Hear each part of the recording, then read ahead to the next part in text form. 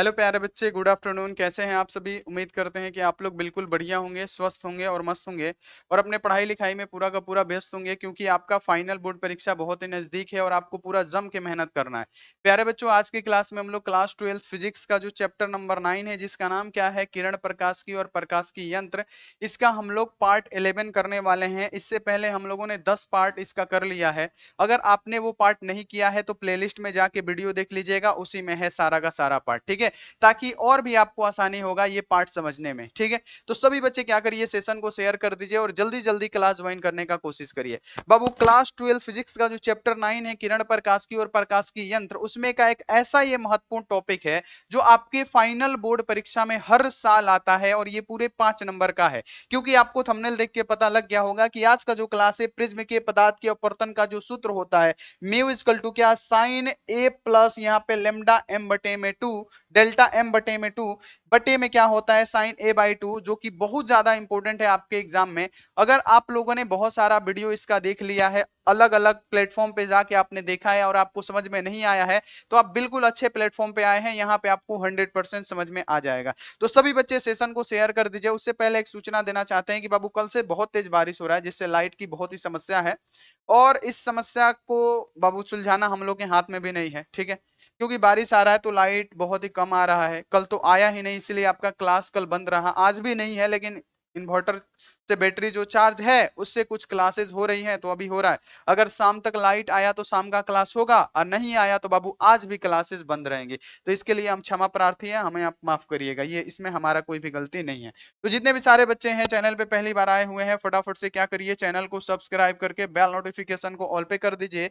और अगर आप लोगों ने लाइक नहीं किया है वीडियो को, तो फटाफट से लाइक कर दीजिएगा। और ये टॉपिक बहुत इंपॉर्टेंट है, इस टॉपिक को आप जरूर पढ़िएगा। एग्जाम देने से पहले टॉपिक आप पढ़ के जाइएगा, क्योंकि 5 नंबर यही आपका पक्का कराने वाला है। ठीक है, और व्हाट्सएप ग्रुप में नहीं जुड़े हैं तो नंबर नोट कीजिए मेरा, 9135742024। ठीक है, आप इस पे व्हाट्सएप मैसेज करिए, जल्दी से जल्दी क्या करिए, व्हाट्सएप ग्रुप में ज्वाइन हो जाइए। आप इस पे हाई लिख के भेजिएगा तो क्या होगा, आपके पास 2 लिंक जाएगा। आपको क्या करना है, अगर आप बॉय है तो बॉय ग्रुप में ज्वाइन करिए, अगर आप गर्ल्स हैं तो गर्ल्स ग्रुप में आप ज्वाइन कर लीजिए। ठीक है, और जितने भी सारे बच्चे हैं, अगर आप लोगों ने पीडीएफ नोट्स नहीं लिया है तो मात्र 399 में आपको क्या मिलेगा, ऑल सब्जेक्ट का, है ना, ऑल सब्जेक्ट का chapter wise notes, guest question, सारा चीज मिलेगा। और जो भी एग्जाम में आएगा हमारा पीडीएफ नोट से आएगा, एग्जाम में लड़ने वाला है तो आप लोग फटाफट से ले लीजिए, ऐप डाउनलोड कीजिए, वहीं से परचेस कर लीजिए। नहीं तो ये नंबर है मेरा 629924 8935, आप इस पे क्या कर सकते हैं, हमसे संपर्क कर सकते हैं। तो चलिए बाबू, बिना किसी देरी के हम लोग क्लास को शुरू करते हैं।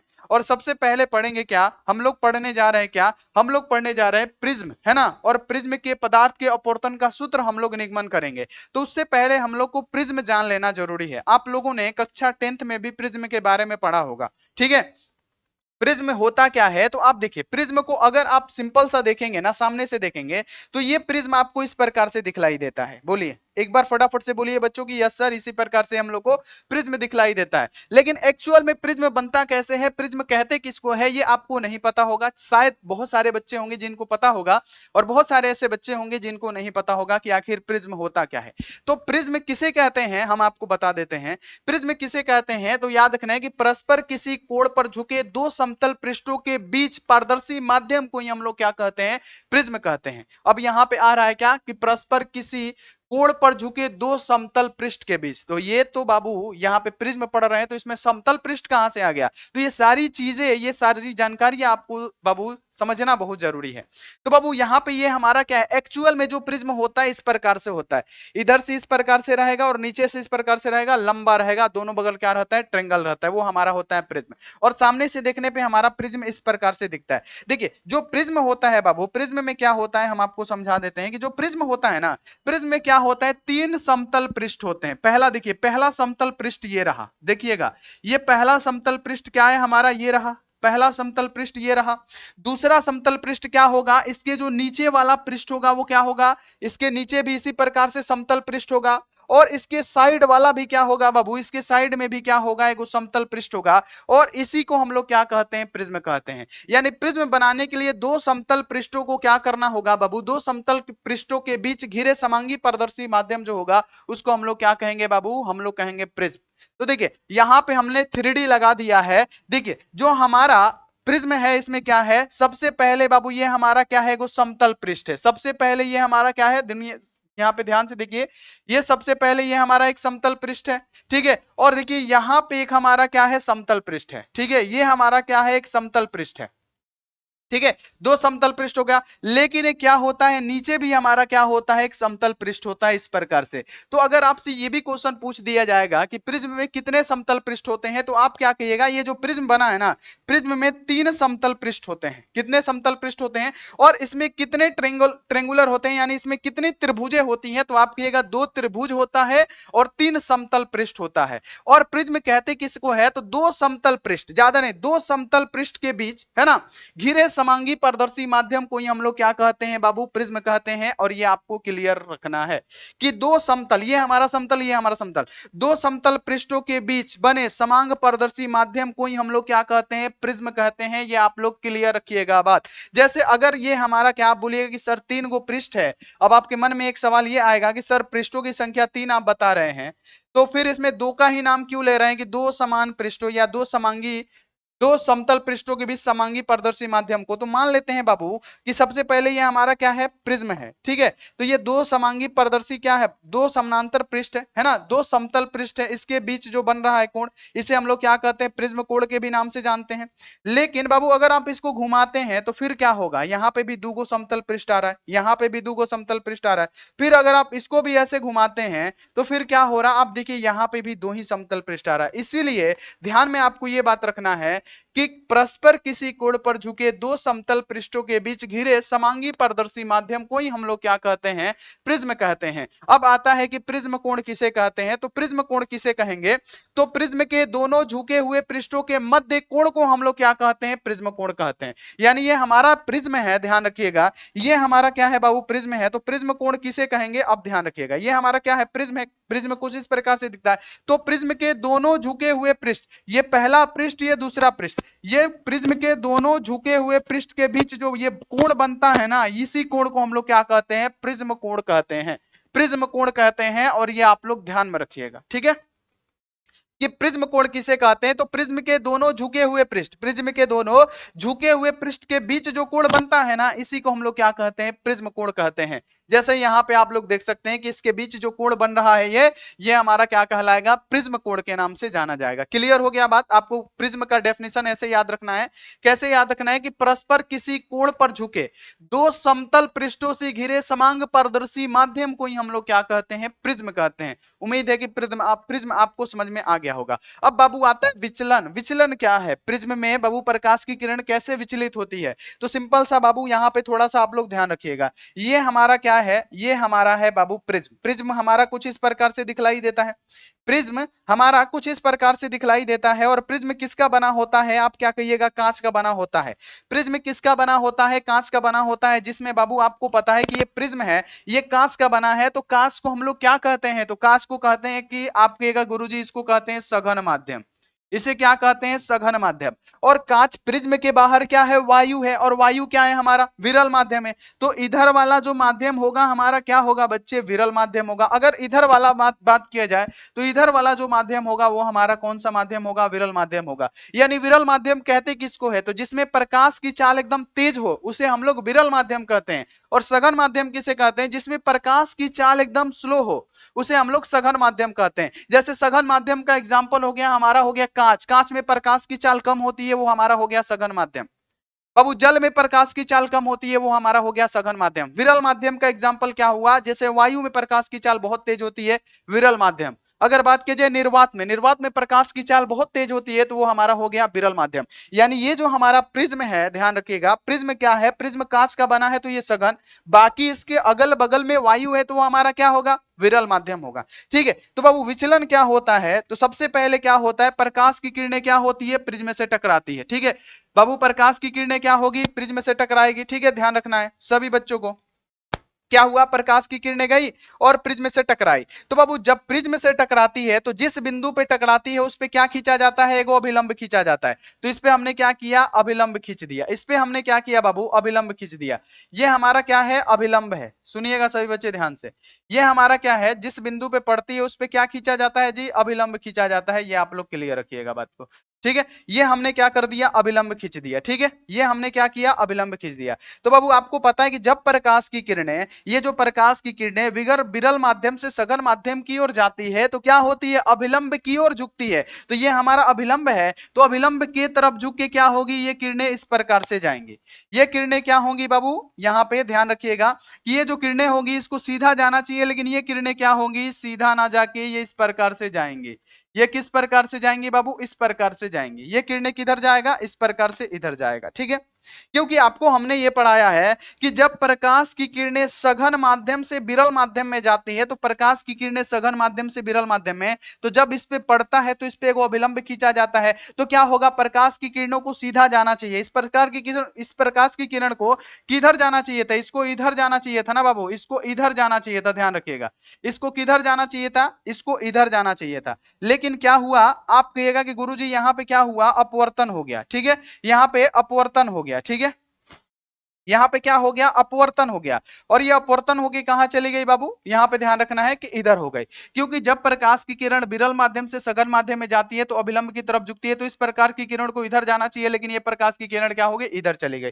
तो फिर एक बात यहां पे आता है, सभी बच्चे ध्यान रखिएगा कि प्रकाश की किरण सघन से विरल में चली गई और ये क्या हो गई, अपवर्तन हो गई। तो फिर प्रकाश की किरण क्या होगी, सघन से अब विरल माध्यम की तरफ जाती है। तो जब ये प्रकाश की किरण इस पे आएगा तो जिस पे पड़ता है उस पे अभिलंब खींचा जाएगा। तो हमने क्या किया, इस पे एगो अभिलंब खींच दिया। ये हमारा क्या है, अभिलंब है। ये जो हमारा है बाबू क्या है, ये हमारा अभिलंब है। तो बाबू अब एक बात बताइए आप हमसे कि जब प्रकाश की किरणें अब सघन से क्या होगी, विरल की तरफ जाएगी। तो आपको पता है ना कि जब प्रकाश की किरणें सघन माध्यम से विरल माध्यम की तरफ जाती है तो अभिलंब से दूर हटती है। तो ये प्रकाश की किरणें क्या होगी, अभिलंब से दूर होगी, और यही हमारा क्या होगा, विचलन होगा। और इसी को कहते हैं बाबू, यहां पे ध्यान में रखना है क्या, विचलन। और इस प्रकार से बाबू प्रिज्म से क्या होता है, प्रकाश का बाबू यहाँ पे अपवर्तन होता है, इसी प्रकार से विचलन होता है। यहाँ पे आपको क्लियर रखना है। जैसे आपने ये देखा कि इस प्रकाश की किरण को कहां जाना चाहिए था, इधर जाना चाहिए था, है ना। तो ये क्या हो गया बाबू, यहाँ पे ध्यान रखना है कि ये क्या हो गया, इसको इधर जाना चाहिए, लेकिन क्या हो गया, विचलित हो गया। तो ये आपको स्पष्ट हो रहा होगा, यहाँ पे स्पष्ट हो रहा है, एक बार बताइए। क्लियर हो गया। और यही होता है क्या, विचलन। यही होता है क्या बाबू, विचलन। ठीक है, ठीक है, यही होता है हमारा क्या, विचलन। और विचलन कोण किसे कहते हैं, इसी को हम लोग क्या कहते हैं, विचलन कोण, जिसे डेल्टा से ही हम लोग प्रदर्शित करते हैं। ठीक है, तो ये होता है विचलन। यानी विचलन आप लोगों ने समझा कि विचलन किसे कहते हैं। तो जब किसी प्रिज्म पर एक वर्णी प्रकाश की किरण आपतित की जाती है तो प्रिज्म के दोनों पृष्ठों से अपवर्तन के पश्चात, पहला पृष्ठ और दूसरा पृष्ठ, दोनों पृष्ठों के अपवर्तन के पश्चात निर्गत किरण अपने मार्ग से विचलित हो जाती है। देखिए ये अपने मार्ग से, ये जो इसको क्या बोलते हैं, निकल गई किरण, इसे कहेंगे निर्गत किरण।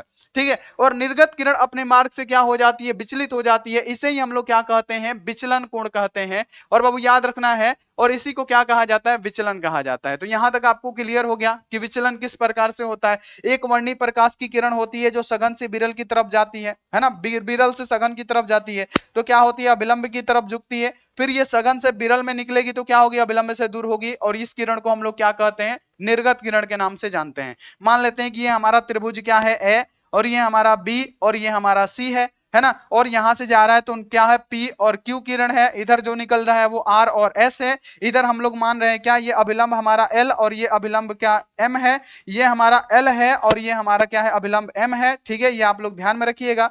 और यहाँ पे हमने मान लिया, यहाँ पे ए बी सी, यहाँ पे मान लेते हैं डी ही है, तो कोई दिक्कत नहीं है। इसी प्रकार से आपको क्या करना है बाबू, बताना है क्या, इसी प्रकार से पदार्थ के, प्रिज्म के पदार्थ के अपवर्तनांक का जो सूत्र होता है बाबू प्रूफ किया जाता है, जो कि हम प्रूफ भी करेंगे। लेकिन अभी हमने क्या कहा कि प्रिज्म से किस प्रकार से किरणें विचलित होती है, ये हमने आपको समझाया।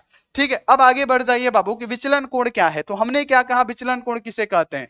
तो विचलन कोण को हमने बाबू डेल्टा से दर्शाया अभी कि विचलन कोण क्या है, कि आपतित किरण को आगे बढ़ाने तथा निर्गत किरण को पीछे बढ़ाने पर इनके बीच एक कोण बनता है, और इसी को क्या कहते हैं बाबू, विचलन कोण कहते हैं, जिसे डेल्टा से सूचित किया जाता है। बाबू देखिए, ये जो आपतित किरण है इसको आगे बढ़ाने पर, और ये जो निर्गत किरण है इसको पीछे बढ़ाने पर यहाँ पे एक कोण बना है। देखिए यहाँ पे एक कोण बना है, और इसी कोण को हम लोग क्या कहते हैं, विचलन कोण कहते हैं। प्रिज्म का विचलन कोण क्या है, तो जब हम आपतित किरण को आगे बढ़ाएंगे और यहाँ पे याद रखना है निर्गत किरण को हम लोग जब पीछे बढ़ाएंगे तो यहाँ पे एक कोण बनेगा और इसी कोण को हम लोग क्या कहते हैं, विचलन कोण के नाम से जानते हैं। क्लियर हो गया, इतना समझ में आ गया। अब बाबू चलते हैं मेन मुद्दे की बात पे कि अब यहाँ पे आता है क्या बाबू, प्रिज्म के पदार्थ के अपवर्तन का सूत्र, है ना।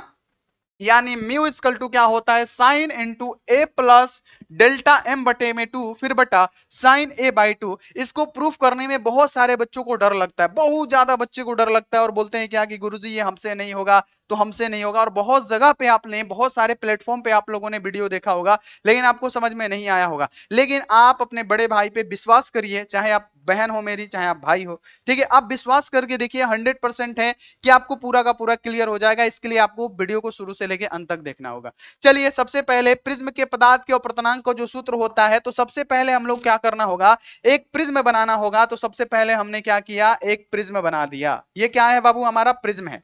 सुनिएगा सभी बच्चे, ये क्या है, हमारा प्रिज्म है, ठीक है, हमने प्रिज्म बना दिया। अब बाबू यहाँ पे प्रिज्म के पदार्थ के अपवर्तन का सूत्र, तो सबसे पहले बाबू इसको फिगर को समझने की कोशिश करिए।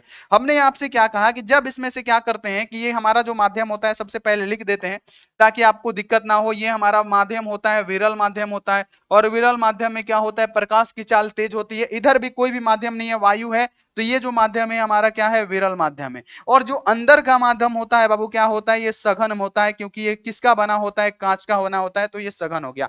अब देखिए यहाँ पे सभी बच्चे कि जब प्रकाश की किरणें क्या होंगी बाबू, प्रिज्म से टकराएगी, ठीक है। जब एक वर्णी प्रकाश की किरण क्या होती है, प्रिज्म से टकराती है, ठीक है, ठीक है। ये क्या हुआ, प्रिज्म से टकराया, ठीक है। तो जिस बिंदु पे पड़ता है उस पे क्या खींचा जाता है मेरे बच्चों, तो आप कहिएगा गुरुजी इस पे अभिलंब खींचा जाता है। तो यहाँ पे हमने क्या किया, अभिलंब खींचा यहाँ पे, है ना। क्योंकि जब प्रकाश की किरणें सघन माध्यम से, आप लोगों ने 10th में भी पढ़ा, हमने भी आपको पढ़ा दिया कि जब प्रकाश की किरणें सघन माध्यम से विरल माध्यम में जाती है तो क्या होती है, आप बताइए फटाफट से कि जब प्रकाश की किरणें सघन माध्यम से विरल माध्यम में जाती है तो बाबू क्या होती है, अभिलंब की तरफ झुक जाती है। ये अभिलंब है, तो ये किरणें क्या होंगी बाबू, ये सीधा ना जाके क्या होंगी, ये इस प्रकार से झुक जाएंगे।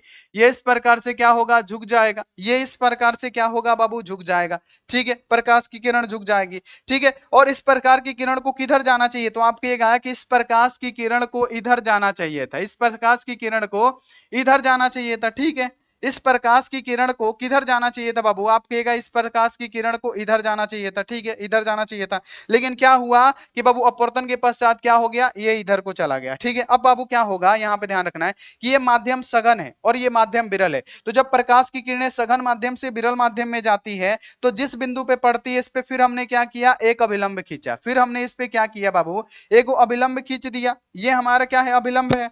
फिर क्या होगा, आपने ये भी पढ़ा है, अभी हमने आपको पढ़ा है कि जब प्रकाश की किरणें सघन से विरल में जाएंगी तो क्या हो जाती है, अभिलंब से दूर हटती है। तो ये किरणें किस तरफ जाएगी, तो ये इस तरफ जाएगी, ठीक है। ये किरणें किधर जाएंगी, ये इस तरफ जाएंगी, ठीक है। इतना आप लोगों को क्लियर हो गया। तो बाबू यहाँ पे ध्यान रखना है कि मान लेते हैं कि ये जो हमारा किरण है, हमारा कौन सा है, किरण है पी, और ये हमारा किरण क्या है, क्यू, ठीक है। ये जो पी क्यू किरण है अब ये जा रही है, अभिलंब हमने मान लिया एल, और इसको मान लिया यहाँ पे, इसको हमने मान लिया एम, ठीक है। इसको मान लिया हमने एम, ठीक है, इसको हमने मान लिया एम, ठीक है। और ये हमारा मान लीजिए कि अभिलंब एम, और यहाँ पे एल और एम डैश है, ठीक है। अब बाबू प्रकाश की किरणें जो यहाँ पे निर्गत हो रही है, जो निकल रही है, इसे हम लोग मान लेते हैं आर, और यहाँ पे मान लेते हैं क्या, एस। ये जो प्रकाश की किरणें निकल रही है, ठीक है। अब बाबू एक बात बताइए हमको, सबसे पहले यहाँ पे इसका नामकरण कर लेते हैं। ये हमारा है ए, ये हमारा है बी, और ये हमारा है सी, ठीक है।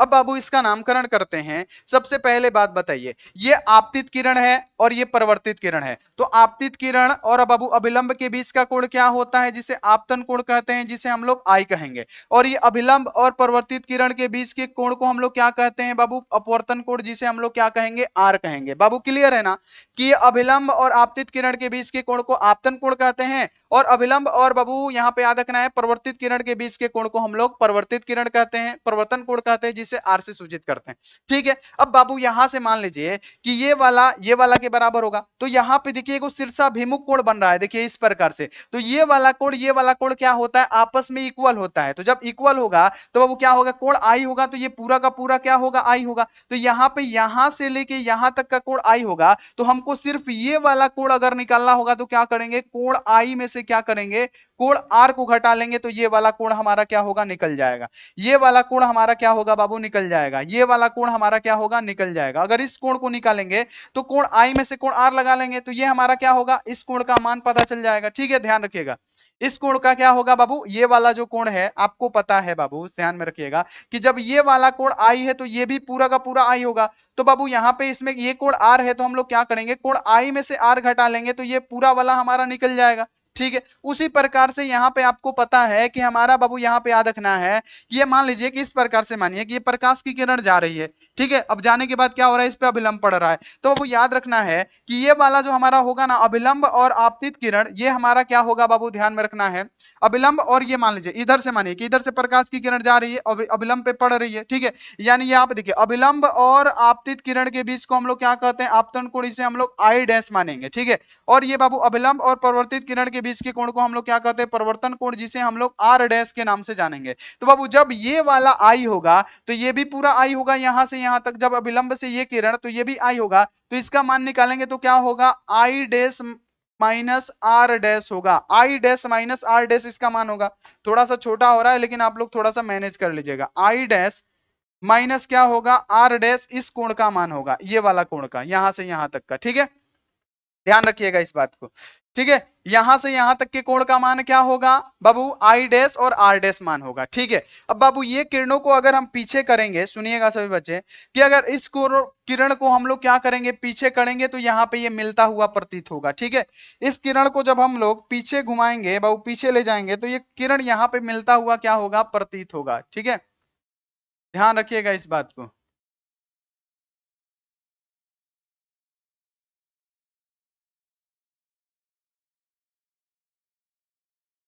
इसको थोड़ा सा हम सही कर लेते हैं। ठीक है, ये इधर मिलेगा और इसको हम मिला देते हैं इधर। तो यहाँ पे जो कोण बन रहा है बाबू, यही कोण क्या कहलाता है, विचलन कोण, जिसे हम लोग क्या कहते हैं, डेल्टा से सूचित करते हैं। ये फिगर आपको समझ में आ गया, समझ में आ गया ना बाबू। यहाँ पे देखिए, यहां से प्रकाश की किरण जा रही है, जिस पे पड़ता है अभिलंब खींचा जाता है, अभिलंब से दूर होगी सीधे जाएगी, फिर सघन से विरल की तरफ जाएगी। तो क्या होगा, इस पृष्ठ पे पड़ेगा तो इस पे अभिलंब खींचेंगे तो क्या होगा, प्रकाश की किरण क्या होगा, अभिलंब से दूर हटेगी। ठीक है, तो बाबू यहाँ पे ये कोण आपतन कोण होता है, अभिलंब और आपतित किरण के बीच के कोण को आपतन कोण, अभिलंब और अपवर्तन कोण के बीच की किरण को हम लोग अपवर्तन कोण कहते हैं, जिसे आर कहेंगे। तो बाबू आपको पता है शीर्षाभिमुख कोण की, अगर ये कोण आई है तो यहां से यहां तक का कोण क्या होना चाहिए, आई होना चाहिए। लेकिन यहां तक आर दिया है तो हम लोग क्या करेंगे, आई में से आर घटा लेंगे। सेम टू सेम प्रोसेस यही किए हैं हम, यहाँ पे भी वही प्रोसेस किए हैं। और यहाँ पे जो कोण बन रहा है ना, इस कोण को हम लोग मान लेते हैं क्या, इस कोण को हम लोग क्या मानेंगे बाबू, इस कोण को कोई भी चीज मान लेते हैं, एस कोण मान लेते हैं। ठीक है, क्लियर हो गया इतना बात। तो बाबू सबसे पहला जो काम होगा, हम लोग क्या लिखेंगे, हम लोग लिखेंगे क्या प्यारे बच्चों, विचलन कोण निकालेंगे सबसे पहले, डेल्टा वाला। तो साफ साफ लिखिएगा क्या, विचलन कोण। सबसे पहले क्या लिखिएगा बाबू, विचलन कोण। सुनिएगा, विचलन कोण। ठीक है, विचलन कोण। तो विचलन कोण अगर बोला जाए तो विचलन कोण इसमें से क्या है, लेम्डा है। लेम्डा को हम लोग क्या कहते हैं, डेल्टा है, सॉरी डेल्टा क्या कहते हैं, विचलन कोण कहते हैं। जब ये डेल्टा है तो देखिए इसमें एक त्रिभुज बन रहा है, ये वाला एस क्यू और आर। देखिए ये त्रिभुज बन रहा है ना, एस क्यू और आर। तो यहाँ पे विचलन कोण क्या लिखेंगे, एस क्यू, और यहाँ पे क्या है बाबू, ये आर है ना, है ना, ये वाला चीज को हमने आर माना है। तो क्या हो जाएगा, एस क्यू और आर में, तो विचलन कोण यहाँ पे लिखेंगे क्या बाबू, विचलन कोण इसमें क्या है, तो देखिए ये यहाँ पे इस प्रकार से है, देखिए ये इस प्रकार से है, जिसमें ये कोण क्या है बाबू, कोण आई और प्लस कोण आर है। ये वाला का क्या है बाबू, यहाँ पे I dash plus R dash है। और ये वाला क्या है बाबू, बाहर का कोण है, जिसे हम लोग डेल्टा कोण बोल रहे हैं। तो बाबू आपको पता है ना कि एक बाह्य कोण दो अंतः कोणों के योगफल के बराबर होता है। तो बाबू आप लोग क्या लिखेगा कि ये जो हमारा बाह्य कोण है डेल्टा, ये बाबू क्या होगा बाबू, ध्यान में रखना है, दो अंतः कोण यानी कोण आई है ना, याद रखना है कि यहाँ पे क्या होगा, आई प्लस यहाँ पे क्या होगा, कोण आर, और प्लस यहाँ पे क्या होगा बाबू, आई डैश, है ना।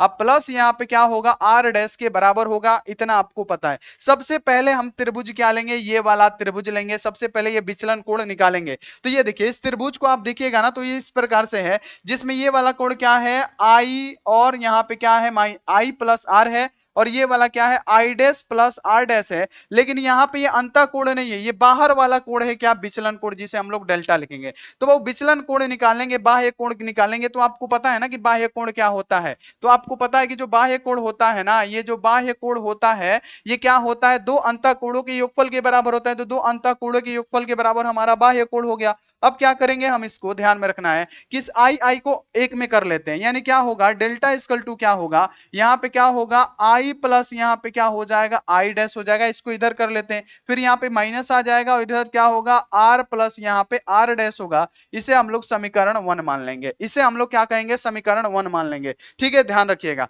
अब हम क्या करेंगे, ध्यान में रखना है कि एक वो क्या लेंगे, चक्रीय चतुर्भुज बन रहा है। देखिए चक्रीय चतुर्भुज क्या बन रहा है, ए क्यू और यहां आप देखिए एम और आर, यहां आप देखिए चक्रीय चतुर्भुज बन रहा है, ए क्यू एम आर, ए क्यू एम आर, ये क्या हो रहा है, हमारा चक्रीय चतुर्भुज बन रहा है। तो लिखेंगे क्या, चक्रीय चतुर्भुज, चक्रीय चतुर्भुज, ध्यान में रखना है कि चक्रीय चतुर्भुज क्या है। तो यहां पे है एक ए क्यू, क्यू है तो क्यू लिखेंगे, उसके बाद से क्या है बाबू, एम है तो हम एम लिखेंगे, उसके बाद से क्या है, आर है तो हम आर लिखेंगे। देखिए चक्रीय चतुर्भुज ये बन रहा है, ध्यान रखिएगा, ये क्या है, हमारा चक्रीय चतुर्भुज बन रहा है। तो जिसमें बाबू आपको पता है कि अगर ये चक्रीय चतुर्भुज है, अगर ये चक्रीय चतुर्भुज है, तो बाबू यहाँ पे क्या है, हमारा मान लेते हैं ए है और इधर क्या है, क्यू है और उधर आर है और इधर एम है।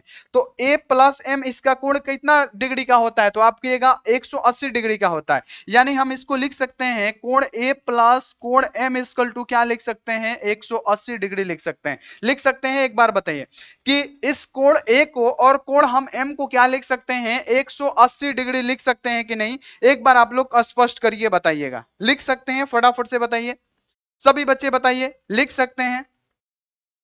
ठीक है, बहुत बढ़िया, very good, very good, very good. ठीक है, लिख सकते हैं, एक बार बताइए सभी बच्चे, बहुत बढ़िया।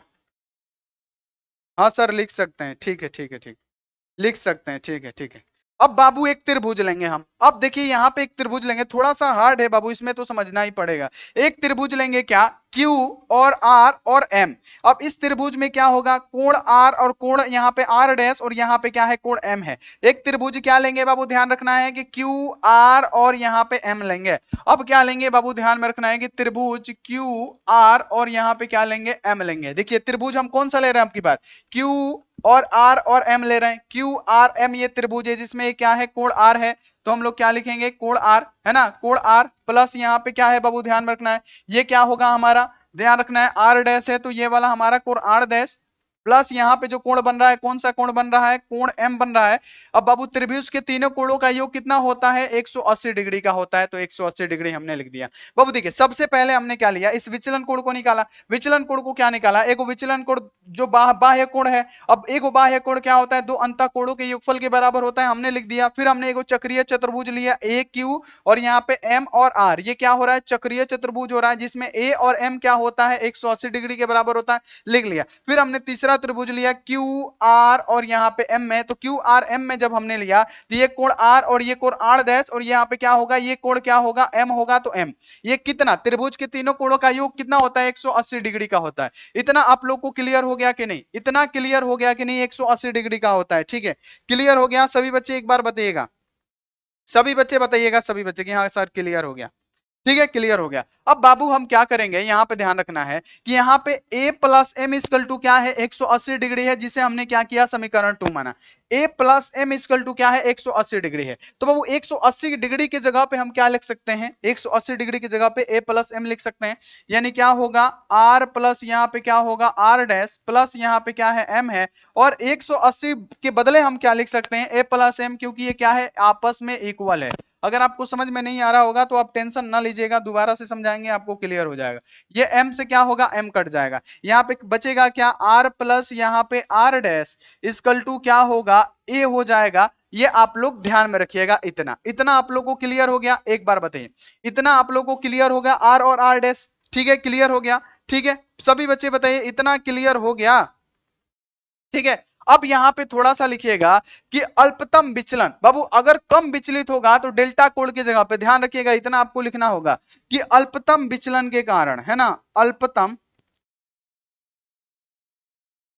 अल्पतम विचलन, है ना। अगर अल्पतम विचलन होगा तो क्या होगा बाबू, अल्पतम विचलन होगा ना, तो ध्यान रखिएगा इस बात को। अल्पतम विचलन के कारण क्या होगा, ये जो डेल्टा है, डेल्टा को हम लोग क्या लिखेंगे, डेल्टा एम, ठीक है बाबू। अल्पतम विचलन होगा तो यहाँ पे क्या लिखेंगे, आई डैश को हम लोग क्या लिखेंगे, ओनली आई लिखेंगे। अगर अल्पतम विचलन होगा तो आर डैश को हम लोग क्या लिखेंगे, ओनली आर लिखेंगे। ये आप लोग ध्यान रखिएगा, ये अल्पतम विचलन के लिए हम आपको बता रहे हैं। लिखिएगा कि जब अगर अल्पतम विचलन होगा प्रिज्म में, तो प्रिज्म से जब अल्पतम विचलन होगा तो जहां पे भी डेल्टा होगा वहां पे क्या लिखेंगे, डेल्टा एम।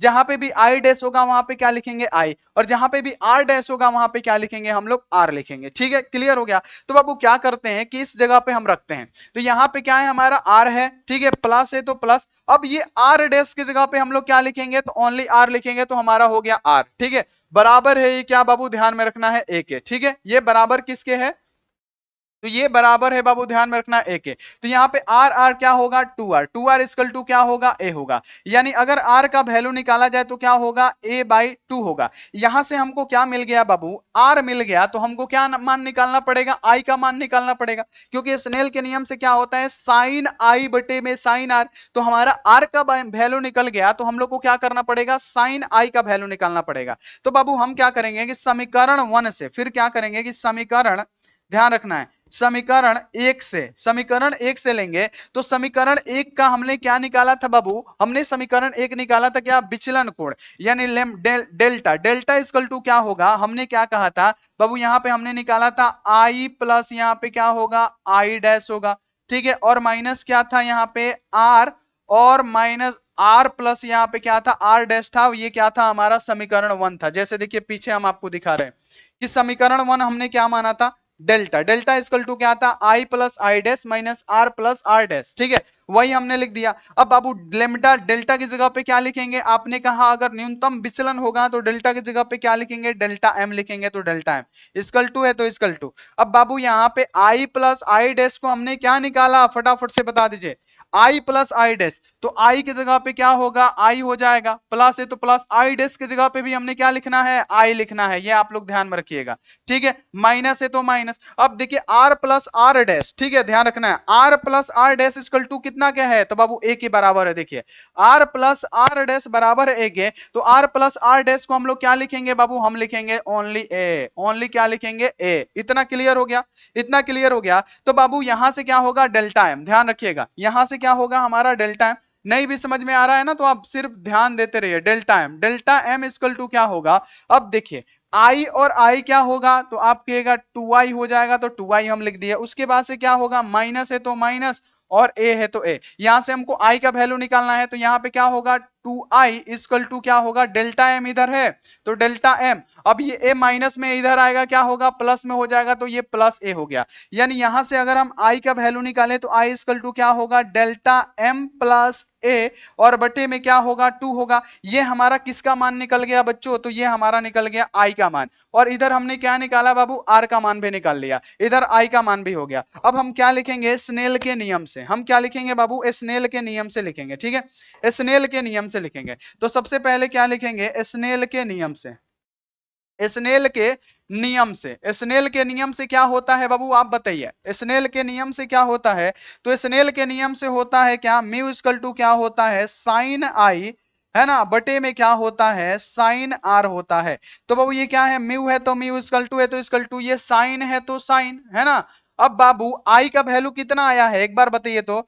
आई का वैल्यू, तो आई का वैल्यू ये है, आई का वैल्यू क्या है, डेल्टा एम है तो डेल्टा एम। ठीक है, प्लस क्या है, ए है तो ए, अब बटे में क्या है, 2 है तो 2। ठीक है, बटे में क्या है, 2 है तो 2, फिर बटा होगा बड़ा वाला, क्योंकि ये सिर्फ साइन आई का वैल्यू है। अब फिर नीचे क्या होगा, साइन है तो साइन, और आर का वैल्यू क्या है, ए बाई टू। आर का वैल्यू आया था, देखिए इधर ए बाई टू आर का वैल्यू आया है। और देखिए यही फॉर्मूला जो है हमको प्रूफ करना था, क्या देखिएगा यहाँ पे आपको जो सामने ऊपर दिख रहा है, क्या यही फॉर्मूला था क्या, एक बार फटाफट से बताइएगा सभी बच्चे। जो हम सामने प्रूफ कर रहे थे, क्या ये यही फॉर्मूला था, जल्दी जल्दी बताइए, क्या ये यही फॉर्मूला था क्या, ये वाला देखिएगा फटाफट से, म्यू इक्वल टू साइन, है ना, यहाँ पे ए प्लस लेमडा एम, चाहे बाबू lambda M plus A by two, बटे में क्या होगा, साइन ए बाई टू। यही हमको प्रूफ करना था क्या, तो बाबू हाँ, यही प्रूफ करना था और इसी का आपको 5 नंबर मिलता है, इसी का आपको 5 नंबर मिलता है। और ये हम आपको फिर से समझाने जा रहे हैं और आप लोग 2 मिनट में फिर से समझने की कोशिश करिए, ठीक है? सभी बच्चे फिर से समझने की कोशिश करिए। सबसे पहले हमने आपको ये बतलाया कि ये हमारा प्रिज्म है, जिसमें ये क्या है, विरल माध्यम है, इधर क्या है, सघन माध्यम है। तो बाबू आपको पता है कि जब प्रकाश की किरण विरल से सघन की तरफ जाती है, जो माध्यम है हमारा क्या है, विरल माध्यम है, तो प्रकाश की किरण जिस पे पड़ती है उस पे एक अभिलंब खींचा जाता है। और जब प्रकाश की किरण विरल से सघन में जाती है तो अभिलंब से बाबू क्या होती है, तरफ झुकती है, तो ये अभिलंब अभिलंब की तरफ झुकी, और फिर ये सघन से विरल की तरफ निकलेगी ना, तो अभिलंब से क्या होगी, दूर हटेगी। ये हमारा जो किरण जा रही है इसको हम लोग मान रहे हैं पीक्यू किरण जा रहा है, जो निकल रहा है आरएस किरण जा रहा है। अभिलंब को हम लोग एल एम मान लेते हैं, इधर वाला एल डैश और ये एम हो गया हमारा अभिलंब, ठीक है? तो बाबू आपको पता है कि अभिलंब और आपतन कोण के बीच के कोण को हम लोग आपतन कोण कहते हैं, माना अभिलंब और आपतित किरण के बीच के कोण को आपतन कोण कहते हैं, और अभिलंब और परिवर्तन कोण के बीच को हम लोग परिवर्तन कोण कहते हैं, परिवर्तित किरण के बीच को परिवर्तन कोण कहते हैं। तो बाबू ये तो हो गया, लेकिन शीर्षाभिमुख कोण आपने पढ़ा होगा कि यहां से यहां तक का जो कोण आई है, तो यहां से यहां तक का भी कोण क्या होगा, आई होगा। तो यहां तक का आर है, तो हम लोग क्या करेंगे, इसको निकालने के लिए हम लोग क्या करेंगे, आई माइनस आर कर देंगे, तो ये वाला निकल जाएगा। सेम चीज यहीं पे लगाएंगे, ये वाला। और बाबू यहाँ पे याद रखना है कि जब हम आपतन कोण को क्या करेंगे, आगे बढ़ाएंगे, और बाबू यहाँ पे याद रखना है कि निर्गत कोण को हम पीछे बढ़ाएंगे, तो यहाँ पे जो कोण बनता है इसको हम लोग क्या बोलते हैं, विचलन कोण कहते हैं। तो सबसे पहला काम क्या करना है समझिएगा, किस त्रिभुज लेना है, क्या ये हमारा मान लेते हैं एस क्यू और आर है, ये वाला त्रिभुज है, एस क्यू और आर है। तो देखिए यहाँ पे मान लेते हैं क्या है, एस है, और यहाँ पे क्या है, क्यू है, और ये आर है। तो बाबू ये क्या है, बाह्य कोण है। आपको पता है ना, एगो बाह्य कोण जो होता है दो अंतः कोणों के बराबर होता है, तो यहाँ पे क्या होगा, कोण आई प्लस आर, है ना? और फिर यहाँ पे क्या होगा, ये वाला कोण क्या है, कोण I dash plus R dash है, ये दोनों के बराबर होगा। हमने वही काम किया हुआ है। अब फिर हमने क्या किया है, यहाँ पे आई को एक में कर लिया है, आर को अलग, मतलब क्या, आर को एक जगह कर लिया और बीच में माइनस हमने लगा दिया।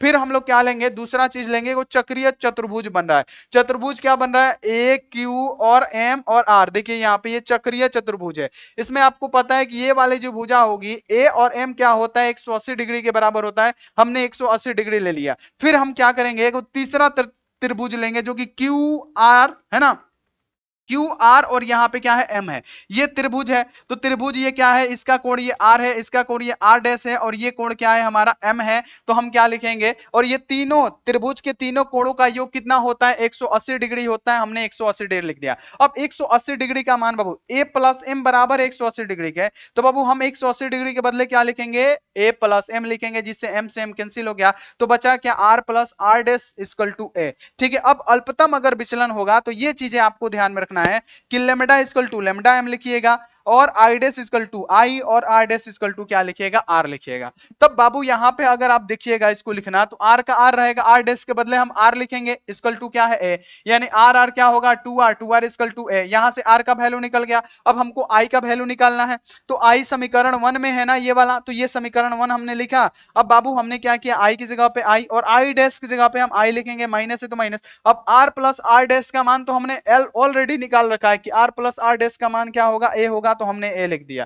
ठीक है, उसके बाद से हमने इसको सोल्व किया, तो डेल्टा एम इक्वल टू क्या हो गया, 2i माइनस ए, क्योंकि आई क्या होगा, 2i माइनस ए है, तो हमने माइनस ए लिख दिया। तो यहाँ पे अगर हम निकालना चाहें तो देखिए 2i है तो 2i, ये बराबर को उधर डेल्टा एम तो डेल्टा एम, अगर बाबू ये a माइनस में है, इधर आएगा क्या होगा, प्लस में आ जाएगा। ठीक है, वही हम इसको सीधा किए, तो डेल्टा एम प्लस ए हो गया। तो बाबू अगर हम यहां से i का वैल्यू निकालेंगे तो डेल्टा m प्लस ए बटे में 2 हो जाएगा। अब स्नेल का नियम लिखिएगा, म्यू इक्वल टू क्या होता है, साइन आई बटे में साइन आर। अब म्यू इक्वल टू क्या होगा, साइन है तो साइन, बाबू i का वैल्यू क्या है, delta m plus A by 2, तो delta m plus A by 2 बटे साइन r का वैल्यू क्या है, a बाई 2, और यही हमको प्रूफ करना है, और इसी का मिलेंगे हमको 5 नंबर। और एक से दोबारा प्रैक्टिस करिए, 100% है कि आप सीख जाएंगे। ठीक है, तो सभी बच्चे इसका प्रैक्टिस लगातार करिए, और वीडियो को लाइक करिए, और चैनल को सब्सक्राइब करिए, और दोस्तों के पास शेयर करिए, क्योंकि ये क्वेश्चन आएगा आपके एग्जाम में 2026 फाइनल बोर्ड परीक्षा में। लिख के ले लीजिए कि ये क्वेश्चन आएगा, तो आप ध्यान रखिएगा, बहुत इंपॉर्टेंट क्वेश्चन है, आप इसको प्रूफ कर लीजिए, 2 से 3 बार प्रैक्टिस करिए, हो जाएगा। चलिए तो बाबू मिलते हैं ऐसे अगली क्लास में, आप लोग अपना ध्यान रखिए, मन लगा के पढ़ाई करिए, टेक केयर एंड बाय।